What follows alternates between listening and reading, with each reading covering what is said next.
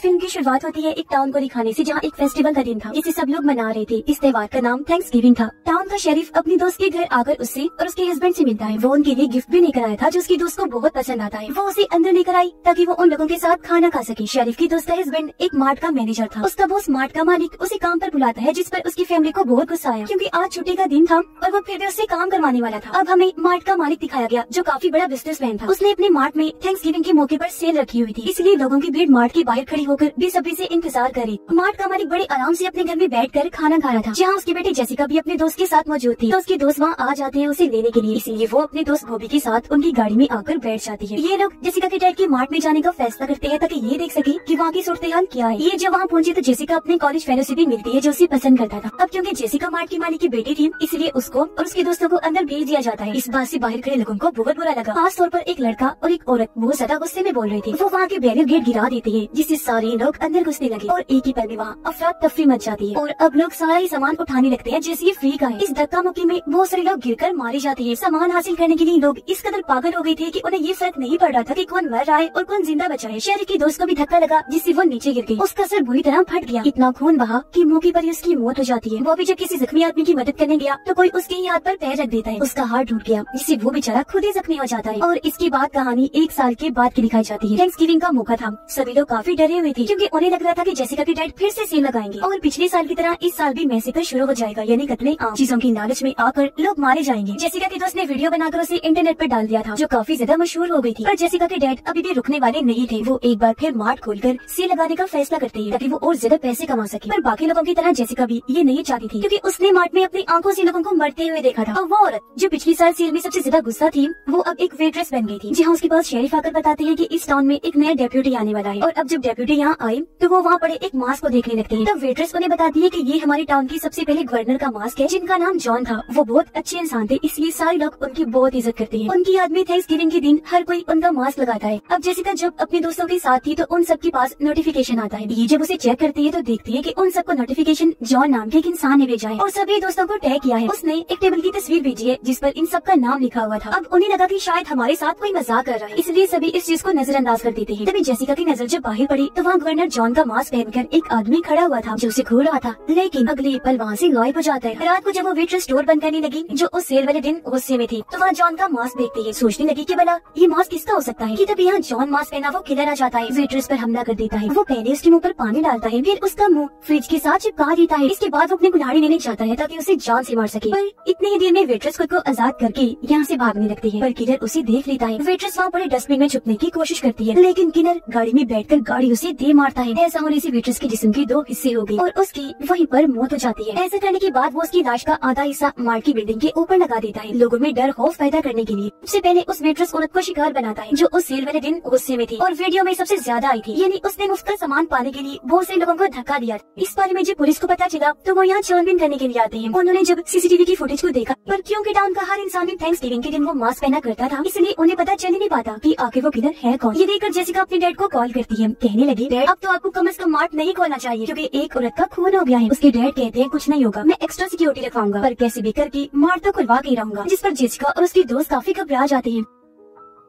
तभी उन्हें एक वेपन्स डीलर मिलता है, कहने लगा कि अगर तुम लोगों को गन्स या कोई और हथियार चाहिए तो मुझसे खरीद सकते हो। अब जेसिका और उसकी दोस्त पुलिस स्टेशन गई। उन्हें बताने लगते हैं कि हमारे हिसाब से किलर उन लोगों को मार रहा है जो पिछले मैसेकर में शामिल थे। इस पर शेरिफ जेसिका को कहते हैं कि अगर तुम्हें ये लगता है तो उस मैसेकर की वीडियो फुटेज हमें ला कर दो, क्योंकि मैं जानता हूँ कि तुम्हारे डैड के पास वो मौजूद होगी। इससे ये होगा कि हमें पता चल जाएगा कि किसकी जान खतरे में है, तो हम उन लोगों को पहले ही आगाह कर देंगे। इस पर जेसिका उनकी मदद करने को तैयार हो जाती है। वो जब बाहर आई तो उसे बॉबी मिलता है, बताने लगी कि हम सबकी ये जान खतरे में है, इसलिए हम सब लोगों को एक साथ रहना होगा ताकि किलर हम तक ना पहुंच सके। अब रात के वक्त किलर एक गार्ड की घर गया जो उस दिन लोगों की भीड़ देखकर मार्ट से भाग गया था। किलर एक तेज नुकीली तार से उसका सर काट देता है जिससे उसकी भयानक मौत हो जाती है। फिर वो उसके कटे हुए सर को बैग में रख के अपने साथ ले जाता है। अगले सुबह किलर एक बार फिर सभी दोस्तों को टैग करके उन्हें एक ही पोस्ट भेजता है जो और कुछ नहीं बल्कि गार्ड का कटा हुआ सर था जो उसी टेबल पर रखा हुआ था जहाँ इन सब दोस्तों के नाम लिखे हुए थे। इससे सभी लोग बहुत घबरा गए क्योंकि समझ गए थे कि वो किलर हमें भी मार देगा। पुलिस काफी छानबीन करती है लेकिन अब भी वो पता नहीं लगवा पाते कि आखिर किलर है कौन। अब जेसिका अपने डैड के लैपटॉप से मैसेकर वाले दिन की वीडियो फुटेज शेरिफ को चोरी चोरी भेज देती है। तब शेरिफ पता लगवाने की कोशिश करने लगता है कि किसकी जान खतरे में है और कौन महफूज है। एक तस्वीर में ये लोग जेसिका के दोस्त को देखते हैं जो उसी मरने वाले गार्ड के गले लगा हुआ था, जो देखकर इन्हें लगने लगता है कि जरूर जेसिका की उस दोस्त की जान को भी खतरा है। और अब वो किलर एक जिम ट्रेनर के पास जाता है जो भी उस दिन वहाँ मौजूद था। जिम ट्रेनर की दोस्त एक चीयर लीडर थी जो उसे अपने पास बुलाती है और जंपिंग पैड पर कूदने लगती है, पर तभी किलर जिम ट्रेनर की गर्दन मोड़ देता है। उसकी नाक से खून आने लगा, वहीं पर उसकी मौत हो जाती है। उसकी दोस्त चीयर लीडर जब कूद रही थी तो किलर नीचे से उसे खंजर मार देता है। उसके जिस्म के 2 हिस्से हो गए, दर्दनाक उसकी भी मौत हो जाती है। इस हादसे के बाद कॉलेज को बंद कर दिया गया, जबकि जेसिका के 2 दोस्तों को कॉलेज में ही रुकने का कहा जाता है। वो दोनों जब अकेले थे तो किलर उन्हें अगवा कर देता है। फिर वो जाता है जेसिका के पास, उसे पकड़ने ही वाला था कि तभी वो यहाँ से भाग जाती है। वो जाकर मेकअप रूम में छुप गई, जिसे किलर हर जगह ढूंढने लगता है। पर जैसे मेकअप रूम के पास आया, जेसिका उसे स्प्रे मारकर यहाँ से भागने लगती है। पुलिस ने जब उसके चिल्लाने की आवाज सुनी तो फौरन आकर उसे बचा लेती है और इस तरह किलर जेसिका को नहीं मार पाता। अब जब बॉबी और जेसिका की क्लास फेलो को पता चला कि उस पर किलर ने हमला करने की कोशिश की थी तो दोनों उससे मिलने आते हैं, पर यहाँ दोनों की हाथापाई हो जाती है। जेसिका उन्हें रोककर कहती है कि तुम दोनों ही मुझसे दूर रहो। जेसिका का एक दोस्त वेपन्स डीलर के पास जाकर उसे एक गन खरीदता है ताकि वो अपनी हिफाजत कर सके। अब जेसिका के दोस्त के घर में किलर घुस जाता है। वो पहले सिक्योरिटी गार्ड को मारता है, लेकिन जब उसके डेड किलर को देखते हैं तो वो उन्हें भी शूट करके मार देता है। सिर्फ जेसिका की दोस्त ही जिंदा बची थी, जिससे उसका दोस्त वीडियो कॉल करता है, पूछने लगा क्या तुम ठीक हो, अब मैं वो जगह पर हो ना, जिस पर वो कहते हैं कि हाँ मैं ठीक हूँ, तो मेरी फिक्र ना करो। कॉल के दौरान पीछे से किलर आकर उसके कान में कील घुसा देता है, जिससे उसका खून निकलने लगा, इसलिए वो भागने लगती है। वीडियो कॉल पर उसके दोस्त ने ये सब कुछ देख लिया था, इसलिए वो फौरन अपने दोस्त के घर आया ताकि उसकी जान बचा सके, लेकिन वो किलर उसकी गर्दन पर चाकू रख देता है। वीडियो पर उनके बाकी दोस्तों को ये सब दिखाता है, चिढ़ाने लगा कि तुम्हारे दोस्त मेरे कब्जे में है, जिसके बाद वो लड़की को एक ब्लेड पर गिरा देता है। उसके जिस्म के 2 टुकड़े हो गए और वहीं उसकी मौत हो जाती है। ये सब देखकर जेसिका के डैड फैसला करते हैं कि अब मैं मार्ट नहीं खोलूंगा, क्योंकि वहाँ इतने सारे लोगों की मौतें हो रही थी और उनकी बेटी की जान भी खतरे में थी। शेरिफ उन सबको मशवरा देता है कि हमें थैंक्सगिविंग के फंक्शन में शामिल होना चाहिए, क्योंकि वहाँ बहुत भीड़ होगी, इधर वहाँ जरूर आएगा, तब उसे हम फौरन ही दबोच लेंगे, जिसके लिए सब लोग मान जाते हैं।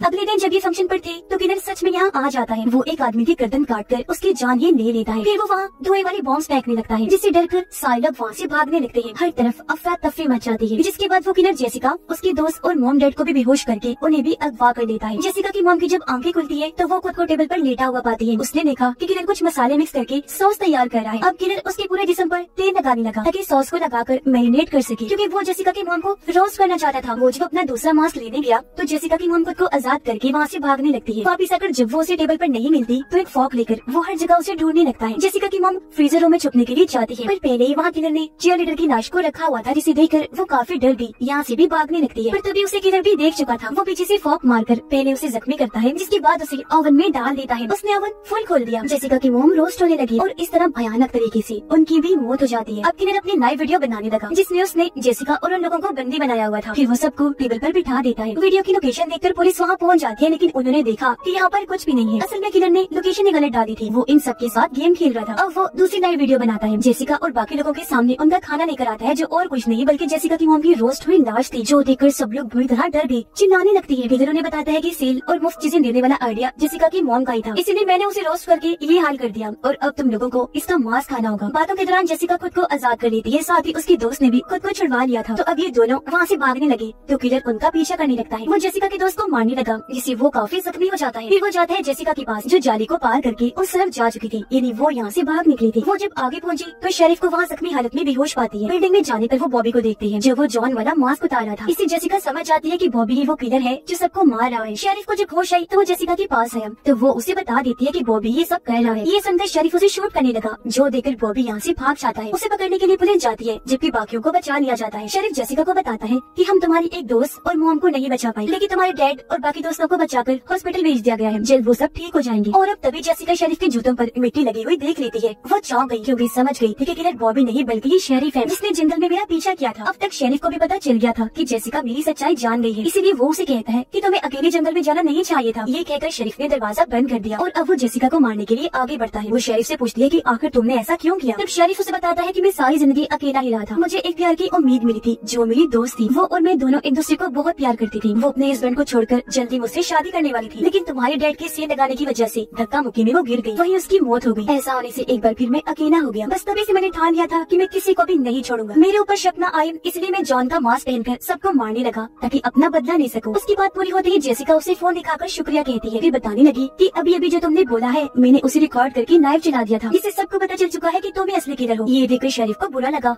वो उसे मारने के लिए आगे बढ़ता है, लेकिन तभी यहाँ बॉबी आकर उसे बचा लेता है। जेसिका को लेकर यहाँ से भाग गया। ये दोनों ट्रक में बैठे है और यहाँ से निकल जाते हैं। दोनों जब एक जगह पर आए तो जेसिका बड़े से बैलून में गैस भरने लगती है ताकि वो फूल सके। और अब जैसे कि शेरिफ उन्हें मारने के लिए आया तो तभी जेसिका गैस वाले बैलून पर शॉट कर देती है, जिससे वहाँ धमाका हुआ, आग लग जाती है। शेरिफ भी उसमें जल गया, जिससे इन्हें लगने लगता है कि वो भी शायद मर गया होगा। इसके बाद पुलिस यहाँ आकर छानबीन करने लगती है। यहाँ फायरमैन भी आए जो आग बुझाकर वहाँ से जाने लगते हैं। पूछने पर फायरमैन ऑफिसर को बताता है कि हमें यहाँ राख के अलावा कुछ नहीं मिला। यानी ये बात कंफर्म नहीं थी कि शेरिफ मर गया है या भी जिंदा है। अब जब रात को जेसिका सो रही थी तो उसे शेरिफ का ही सपना आता है, जहाँ उसे ये ख्याल आया जैसे शेरिफ मेरी अलमारी में छुपा हुआ है। पर जब वो अलमारी को देखने गई तो वहाँ कोई भी नहीं होता। पर असल बात तो ये थी कि शेरिफ अभी भी जिंदा है, क्योंकि जब आग बुझाई गई तो एक फायरमैन वहाँ से भाग रहा था जो और कोई नहीं बल्कि शेरिफ ही था। और इसी भयानक एंडिंग के साथ ही इस फिल्म की कहानी भी यहीं पर खत्म हो जाती है।